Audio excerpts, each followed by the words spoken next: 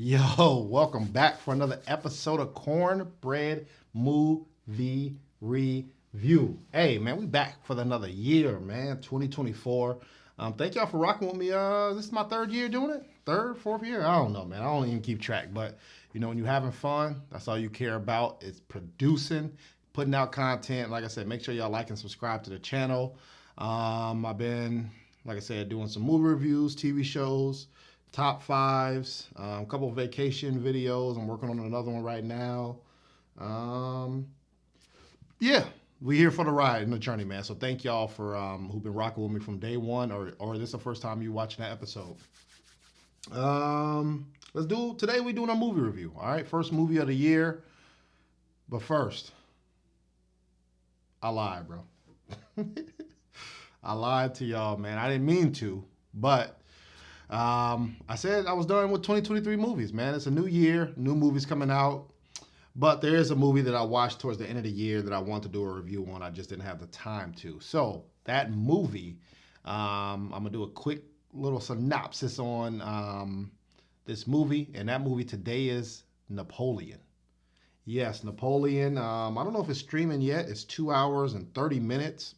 We're going to talk about if that's good or bad. It's rated R. And Joaquin Phoenix is in this movie.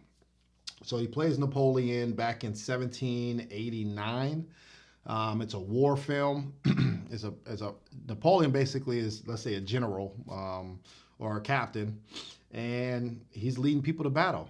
And over the time, if you want to win your battle, you're going to call him. All right?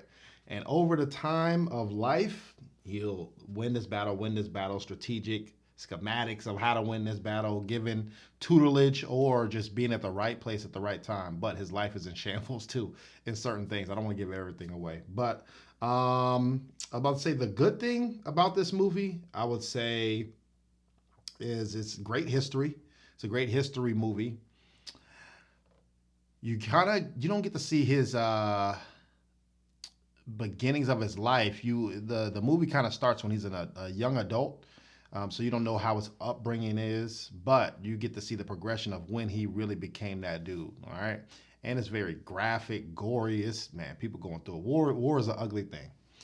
I would say a bad thing would be, once again, this movie was 2 hours and 30 minutes, and it's kind of like, what are we doing with this? All right, we see him battle, fight, home life. All right. See him battle, fight, war, home life. All right, see him battle, fight. It became very repetitive. So it's like, what are we doing with this? But at the end of his life, that man led 61 battles, bro. Cooked up. He won a lot of them. I think he only lost, one or two of them. But 61 battles is nothing to sneeze at. And he's damn near in the front lines in all of them. So if you got a chance, watch Napoleon. Like I said, it came out towards the end of the year, or just watch it just because it's a good history lesson. All right. And I forgot, bro. I'm tripping. Roll the intro. It's in my roots to work as hard as I do. Been on the money train looking for more better blues. Them school days, no class act, I was breaking all the rules. Life's a boomerang and I had nothing to lose. Another boy in the hood is how it come across. I feel like Dr. Doolittle, but the money talks. They yelling he got game, I'm not the wonder ball. This just some fresh soul food for every one of y'all. Yeah.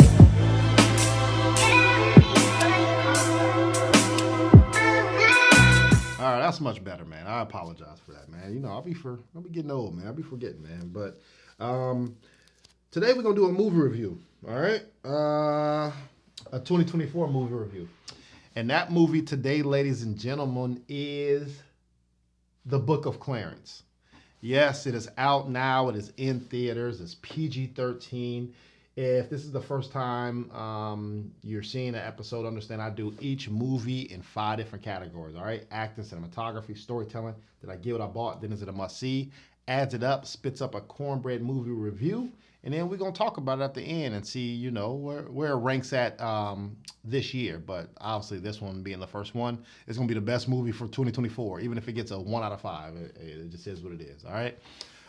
So first category is acting. Who is in this movie? You got Lakeith Stanfield.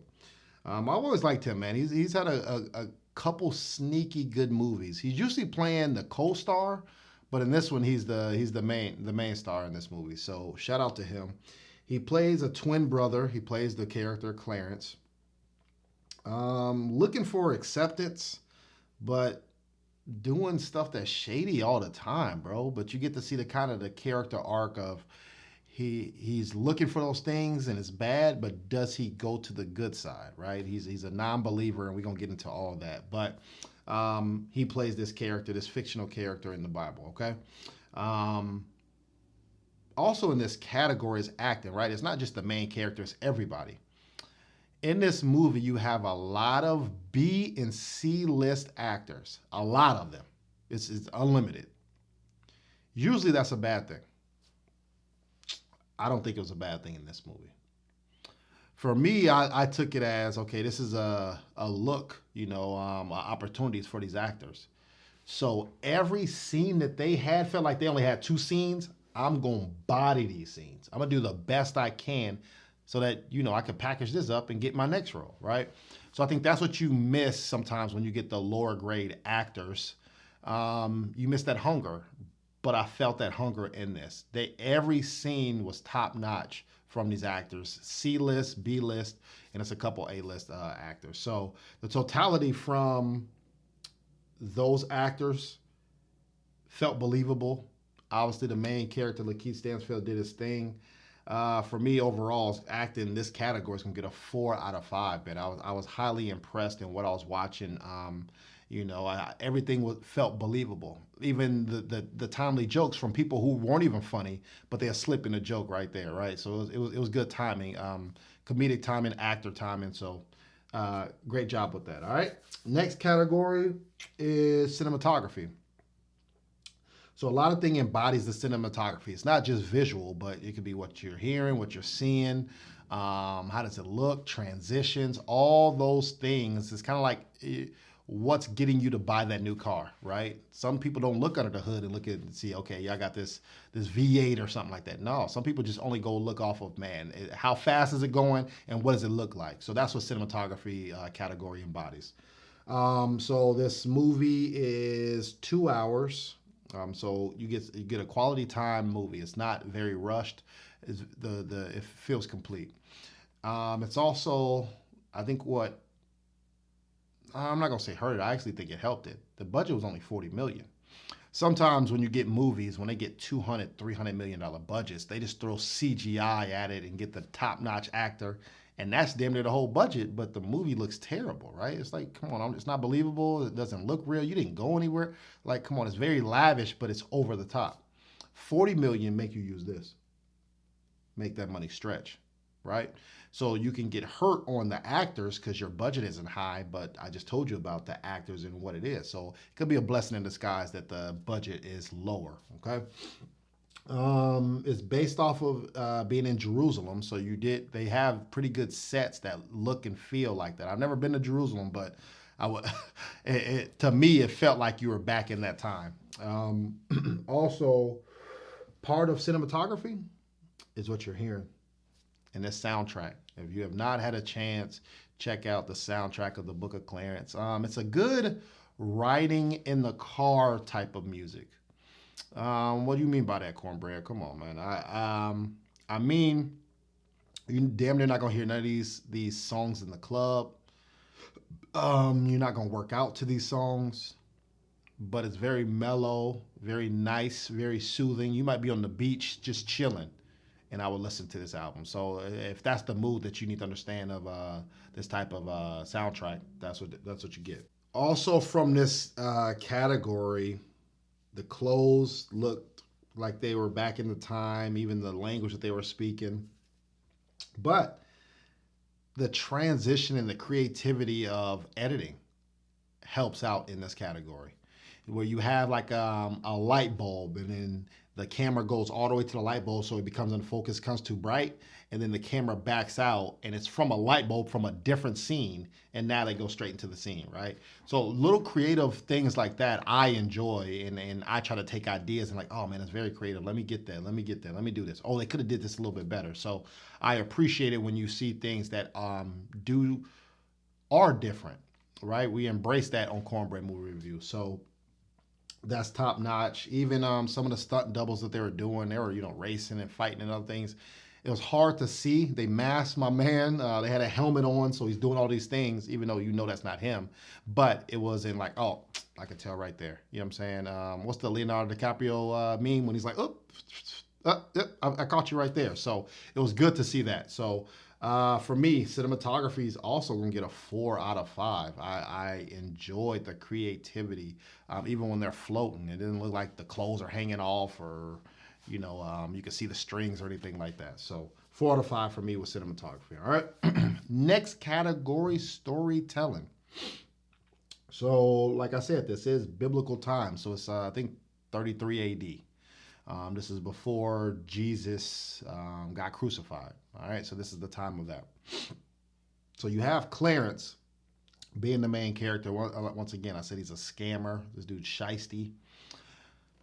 When you're shisty and a scammer, guess what? You're going to owe some people.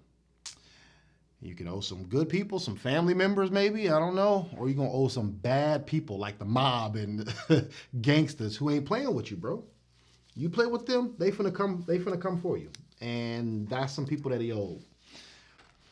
Like I said, this is the same time Jesus is happening, right? So there's rumblings that he got apostles and he's the Messiah, and people following him because he's doing imaginable things and saving lives and completing all these miracles across Jerusalem. But he like, man, I don't believe that, man. Stop it. Come on, bro. Stop the cap. That's him. Stop the cap. I don't believe it. But he knows, man, I might die. Somebody might cook me up. So let me try to get my way into heaven by doing certain things.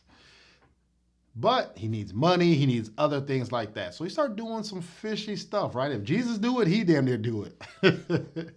So it's like they're rivals, Clarence and Jesus. And that's as far as I can go from. And, a lot of this is in the trailer. So I'm not telling you anything. I'm not giving you that many spoilers. But you have those two things congruently happening at the same time. All right.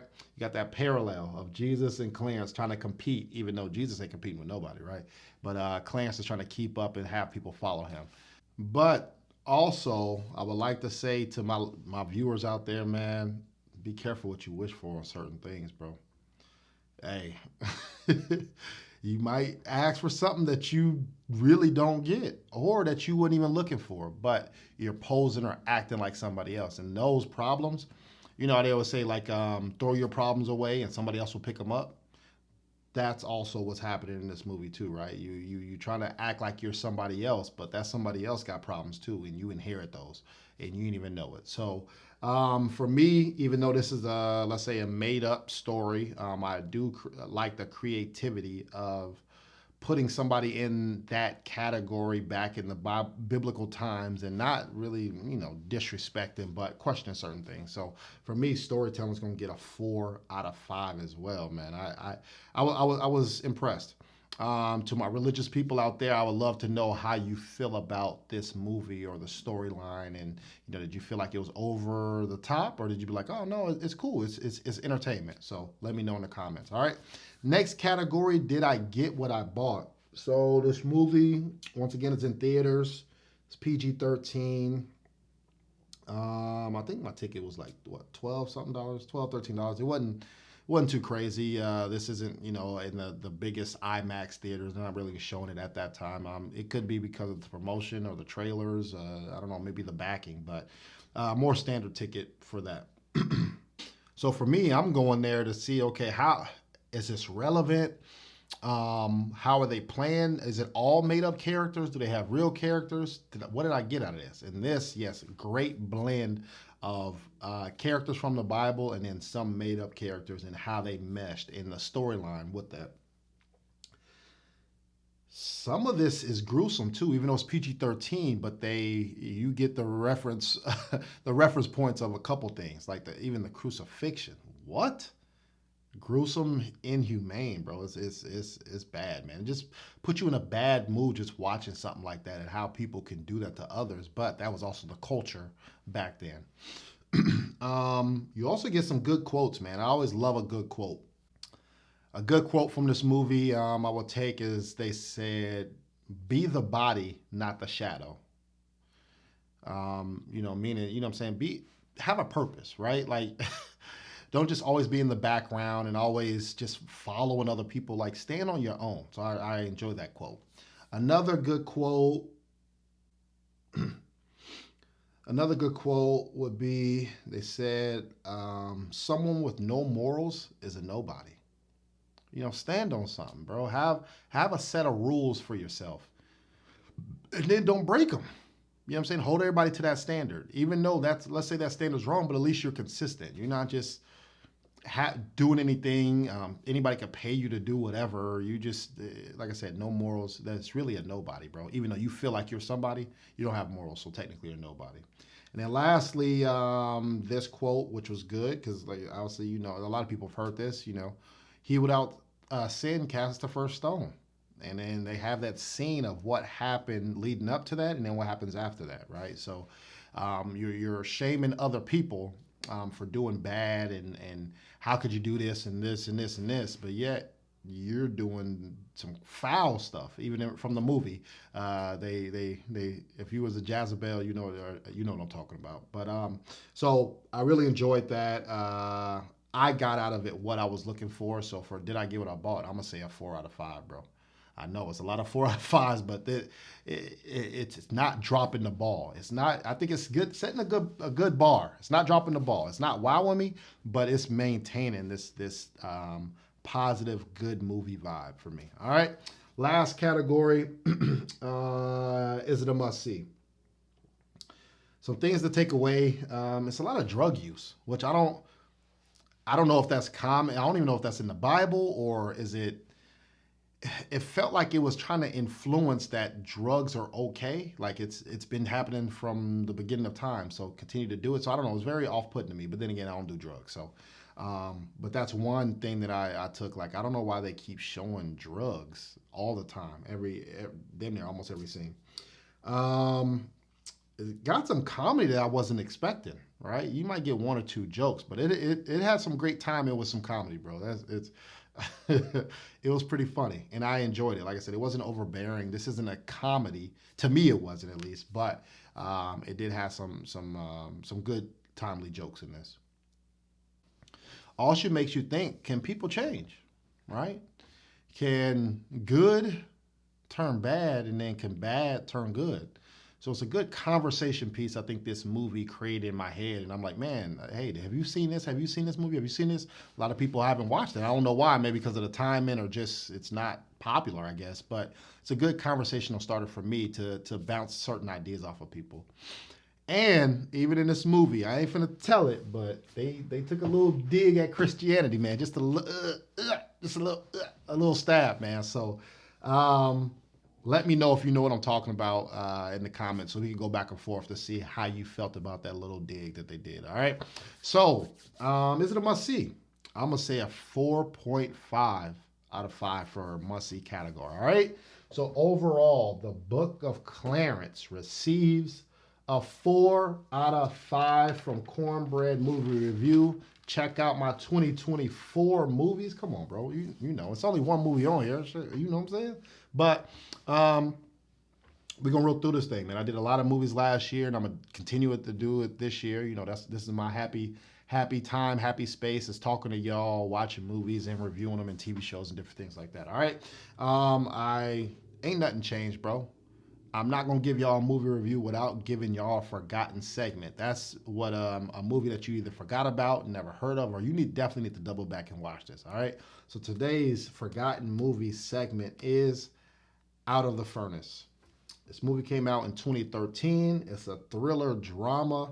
Yes, Christian Bale is in this movie. If you haven't heard it, this is when he was the hottest thing since Sliced Bread from Batman's, but he ventured off and completed this movie. This movie also has to do a lot about family sacrifice, and some decisions that your family make, bro, affect you. Now, what are you going to do? Are you going to help out? Are you going to fold? Are you going to say that's their problem? But it's a lot come with it, and a positive and negatives come with that, man. So if you haven't had a chance, like I said, it's more of a gritty. I don't think it's based in like Detroit, but think of like a Detroit gritty, cold movie. Like just poverty, but people still doing stuff and handling it. So check out Out of Furnace, check out the Book of Clarence, check out my other reviews, Cornbread Movie Review. I'll be back next week. Holla at ya. Peace.